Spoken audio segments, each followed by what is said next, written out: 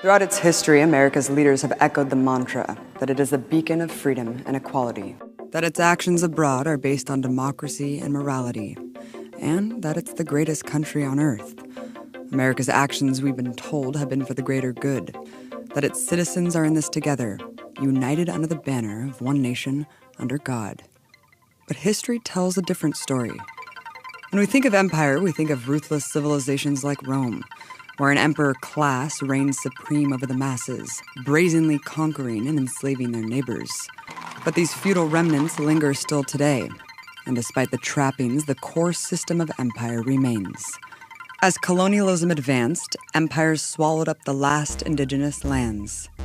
Most egregiously, at the Berlin Conference in 1884, European superpowers sat down at a negotiating table and divided up Africa for themselves, eviscerating the last bastion of autonomy on the continent. But as empires expanded, their appetite grew bigger than the planet. The feeding frenzy came to a head in 1914, when the rulers of competing empires led 17 million people like cattle to the slaughter. In the midst of the global massacre, empires continued to redraw the world for themselves. Under the Sykes-Picot Agreement of 1916, the UK and France drew their own borders in the Middle East, deciding the fate of millions and showing how arbitrary borders really are. Their unquenchable thirst for power and profit led the empires to clash again barely 20 years later, with unspeakable horrors claiming the lives of 16 million human beings, culminating with the most catastrophic weapon the world has ever seen. The use of the atomic bomb against the civilian cities of Hiroshima and Nagasaki was a defining act of terror that cemented America's standing as military supreme. And from then on, it cast its shadow as the new reigning empire. The centers of the world's powers were left decimated, except one, and the victor built a new order under its hegemony. A club of empires formed in its aftermath, united against a common enemy: self-determination. In 1949, the US, Canada, and 10 European states formed NATO, insisting it was a defensive alliance. Yet NATO has carried out a strategy of containment through countless wars of aggression. For Saddam Hussein, possession of the world's most deadly weapons is the ultimate trump card, the one he must hold to fulfill his ambition. Organizations like the UN give the facade of civilized diplomacy and legality, but time and again it's shown that military might trumps morality. The US routinely breaks international laws and treaties with no repercussions from the international body. And when it needs UN backing for illegal wars, well, it just bullies its members for endorsement. Intervention after intervention, this growing empire has subverted the democratic processes of dozens of countries, undermined the people the world over, and installed countless dictators loyal to its will. War after war, it has swallowed up or attempted to destroy any land that has not capitulated to its demands. Even within their own borders, in cases where its own people dissented, the empire deployed the military against them. Incidentally, every intervention seems to follow a similar trend. In Latin America alone, the US military has intervened 56 times to determine the destiny of other nations. But let's just look at 3 examples. In 1944, a revolution in Guatemala overthrew US-backed dictator Jorge Ubico and elected Juan José Arevalo in the first free elections. But his progressive reforms offended the United Fruit Company and other corporations' rule of the island. So after bombing Guatemala City, President Truman authorized the overthrow of Arevalo's democratically elected successor, Jacobo Arbenz, in 1952. The brutal display marked the beginning of a 36-year civil war ruled by US-backed dictators and death squads, where 200,000 Guatemalans were killed. In the Dominican Republic, the people democratically elected Juan Bosch to power in 1962, after being ruled by a U.S.-trained dictator for 31 years, whose reign is considered one of the bloodiest in all of the Americas. Just 1 year later, Bosch was overthrown by a U.S.-supported fascist military coup. But growing resistance led President Johnson to deploy more than 22,000 troops in the DR in 1965, killing 3,000 people and enabling the military occupation to continue for decades. Then there's Chile, where the U.S. spent $6 million to undermine leftist leader Salvador Allende before he was even elected in 1970. A mass movement of people backing Allende's progressive reforms terrified the establishment, so a bloody CIA coup ensued, followed by a 17-year military dictatorship by the notoriously heinous Pinochet, who carried out a reign of terror, torturing 28,000, executing 2,279, and leaving countless disappeared. The U.S. rarely leaves any country it intervenes in. Now, there's an estimated 800 military bases around the world, spanning 63 countries officially. An absurd 179 exist in Germany alone. Yet the number is over 70 when you count anywhere with a sizable troop presence or combat operations. And broadening the definition to any U.S. troop presence encompasses virtually every country on Earth. I sat down with David Vine, anthropology professor at American University and author of Base Nation. You would think it wouldn't be that hard. The Pentagon actually does put together a list every year, and by the Pentagon's count, there are 686 bases outside the 50 states in Washington, D.C. But in fact, the Pentagon doesn't know for sure how many bases it has abroad. Because increasingly, lily pads, these bases that are also referred to as cooperative security locations, are increasingly popular among military leaders and military officials, Pentagon officials more broadly. And they are specifically designed often to obscure the presence of the United States in countries where if it was known that the United States base was present, they would face wide opposition. So they're a troubling development in my mind because often lily pads are portrayed as very small, just a lily pad. And one of the clear patterns of our base network overseas is that once a base is in place, they have a tendency to expand dramatically in some cases. So a base that might be portrayed as small and quite limited in a matter of years or decades can become a billion-dollar base. The Americans are told, as you just mentioned, that these bases are needed to protect our national security interests. You argue the opposite is true in your book through extensive research. Why? I think it's a claim that has been made since the beginning of the Cold War, and the entire strategy is, in my mind, an outdated one. People have not been forced to defend the argument that these bases overseas are necessary to defend the United States and to ensure global peace. These bases all too often are actually increasing military tensions. I think it's worth considering for people in the United States how we would feel with a foreign base on our soil or a single foreign base anywhere near the borders of the United States. You've made several case studies in your book just about the way militarism affects communities, not just the way it threatens U.S. national security and maybe American citizens, but all the cultures around the world that are being undermined by militaristic presence there. Talk about Okinawa, Japan, because you mentioned in your book, it's not that there's bases there, it's that the entire island is essentially one giant base. In Okinawa in particular, incidents of rape, murder, accidents involving military personnel that, of course, naturally inflame local anger and lead to what have been unprecedented protests in Okinawa, people upset about the way they're being treated by what they often see as an occupying force. And it's worth remembering that the U.S. military formally occupied Okinawa and ruled Okinawa as essentially a colony of the United States until 1972, at which point the island was returned to Japan, but many people feel like the occupation has never ended. I wanted to speak on Guantanamo Bay. I think this is one of the most absurd examples, not only because of the detention facility, infamously.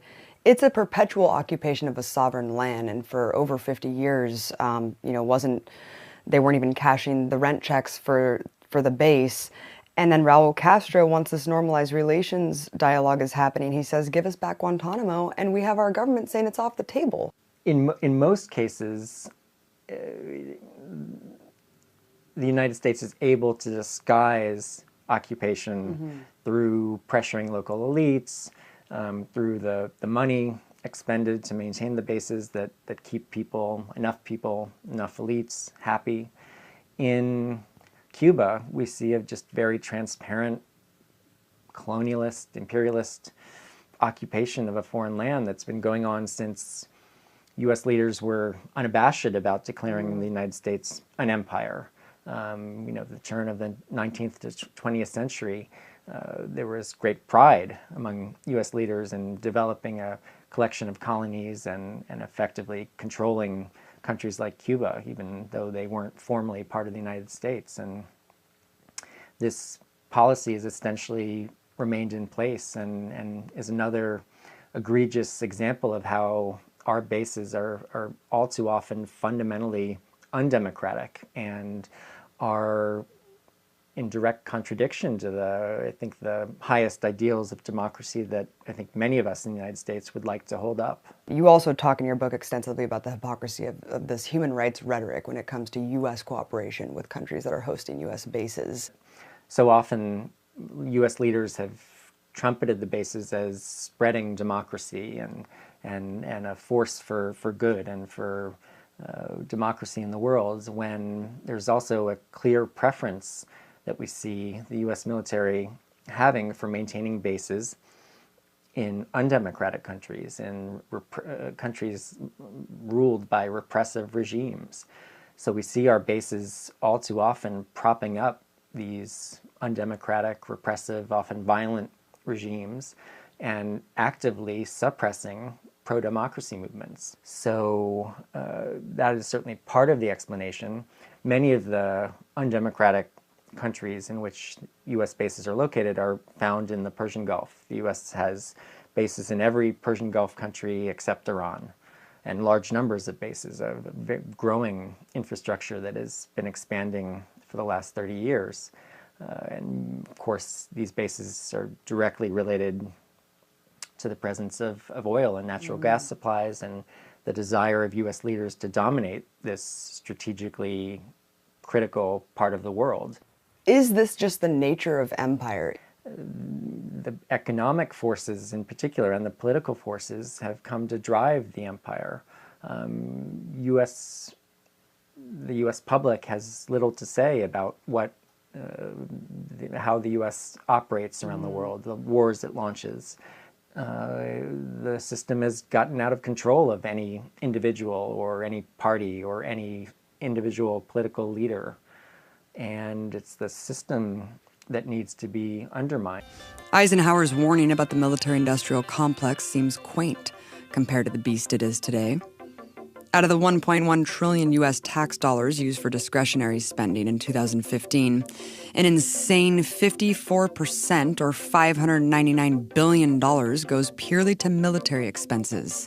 To put into perspective, America spends more on its military than the next 7 countries combined. Compare that to only 6% spent on education and a pathetic 6% on healthcare. Even more infuriating are the billions of dollars the U.S. throws at useless military toys. For example, America just bought itself a sweet $13 billion warship to fight all of our upcoming ocean battles. What else could $13 billion pay for? Oh, just over 305,000 teachers' salaries, send over 1.5 million students to college for free, or house 1.3 million people, more than double the amount of homeless in America. Why is such an outrageous squandering of resources acceptable? Because the empire has also installed a propaganda arm to propagate a culture of fear and militarism. But even with the corporate media at its whim, people see through the lies. Ben Griffin, a former British Special Forces soldier, talks about the fantasies versus realities of war. We were attacking families in their homes at night, taking away their men to be tortured in prison. And this was the opposite of what I'd been taught was the job of a British soldier. So when I was a kid, all the films and the comic books and the stories were about us as the good guys and the Germans and the Japanese as the bad guys. Very simplistic, but it was the Germans that captured the Jews and carried out a genocide on the Jews. It was the Japanese who treated prisoners of war badly. But here we were in Iraq doing something that looked the same as that. And you talked about raiding homes, horrifying tactics that were being employed. What other things did you see on the ground that completely contradicted what the establishment was telling the world what was going on? Yeah, I suppose my overall impression of Baghdad and the area around it at the time was this was a gold rush period. There were lots of civilian contractors, Western people, all rushing about, and it seemed like there was a lot of money to be made. And, I don't think that sense of that there was a theft going on, that there was something being taken there, really translated back home. I often think of the coffins that came back from Afghanistan and Iraq and were solemnly taken off with the flag off the back of the C-130 transport plane.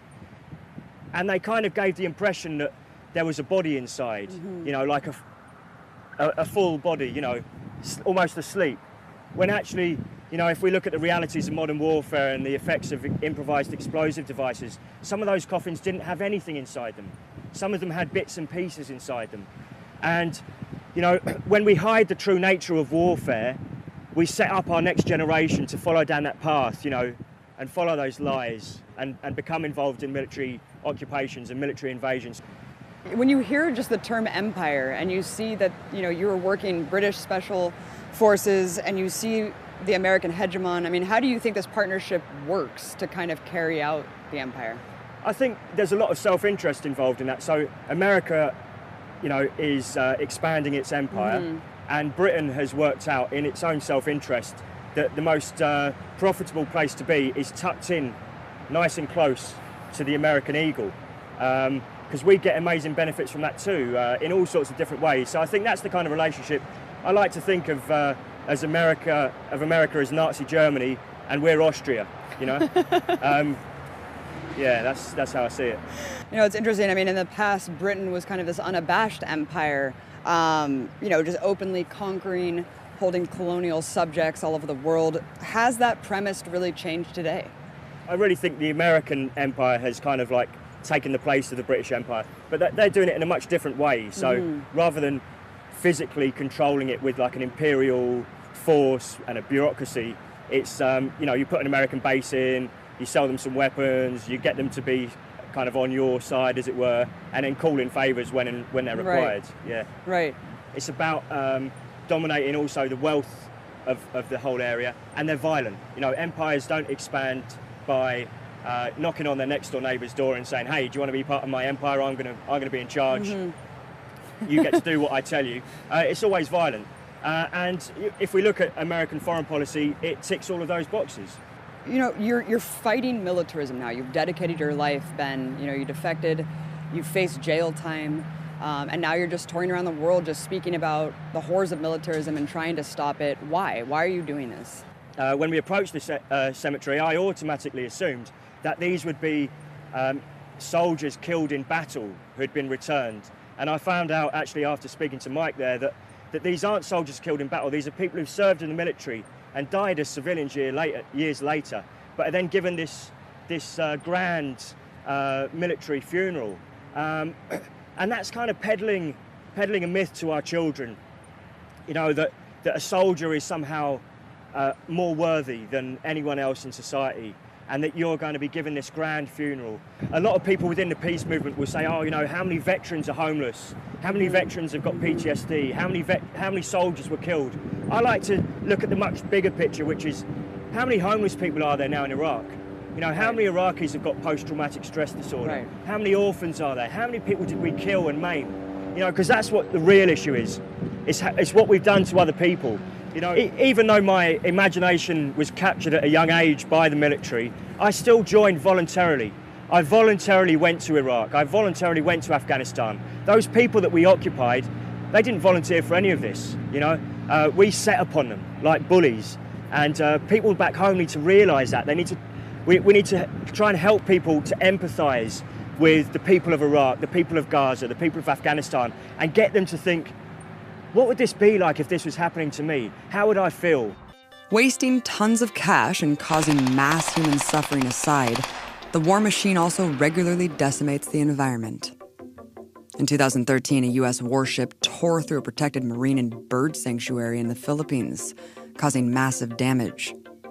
In 2010, U.S. military construction of a base on the coast of Jeju Island, South Korea, threatened the fragile habitats of 9 of the world's 66 global geoparks. An astounding 600 U.S. military installations across pristine Alaskan landscapes have left a legacy of carcinogenic contamination. And this past summer, the Navy again began carrying out war games in the Gulf of Alaska, detonating tens of thousands of pounds of toxic munitions and unleashing untold damage to wildlife. Like days of old, the empire only unleashes its military to protect its own power and wealth. It uses it as a battering ram for its economic policies and deploys a transnational corporate capitalist power structure which prioritizes profit over the welfare of the planet.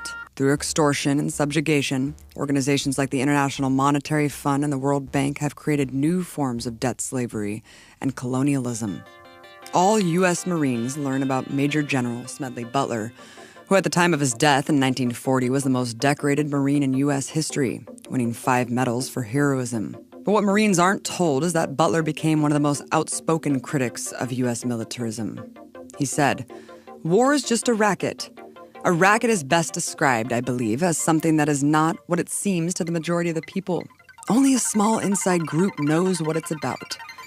It's conducted for the benefit of the very few at the expense of the masses." I served in all commissioned ranks from second lieutenant to major general, and during that period I spent most of my time being a high-class muscle man for big business, for Wall Street, and for the bankers. In short, I was a racketeer, a gangster for capitalism. I helped make Mexico safe for American oil interests in 1914. I helped make Haiti and Cuba a decent place for the National City Bank boys to collect revenues in. I helped in the raping of half a dozen Central American republics for the benefits of Wall Street. And I helped purify Nicaragua for the International Banking House of Brown Brothers.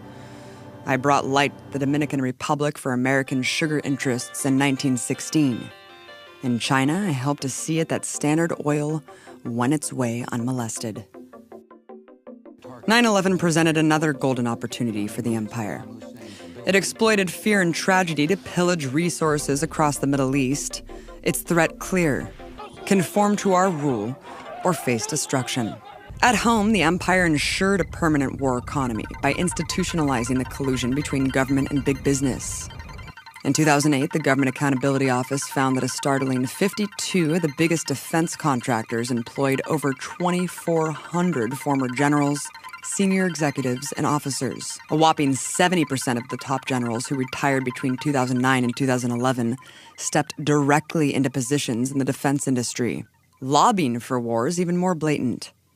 Of the top 10 corporate PAC donors in 2015, half were defense contractors and war profiteers. And what do you know? Turns out that the top 4 politicians with the most authority over defense spending are also the top 4 recipients of defense behemoth Lockheed Martin. The bedrock of America is the myth of democracy, that somehow empire will dismantle itself if the right leaders are elected. Then we can just go back to what the founding fathers intended this country to be. But America was founded on colonization, the extermination of an indigenous population, and the enslavement of an entire race, all of which laid the foundation to its rise to empire. At home, the empire rots. Economic warfare abounds. In the richest country in human history, millions sit in poverty. Militarized riot cops stalk with impunity. Racism entrenched. The surveillance state spies unhinged, and political opposition incessantly quashed. The system can't afford alternatives, and we've seen how far it will go, with no remorse. It's a machine that runs on death and destruction, killing thousands of our brothers and sisters every day. But every empire falls. And the history of empire is the history of resistance to it, where people have won time and again against impossible odds to defeat their subjugation. A world dominated by U.S. hegemony and the corporate power structure it serves is cracking. And our digital age provides the great ability to build empathy, consciousness, and global solidarity. Information is power. We need to fight to unmask the empire every day in order to stop it. And every file here is a tool that will arm us in battle. Abby Martin, logging out.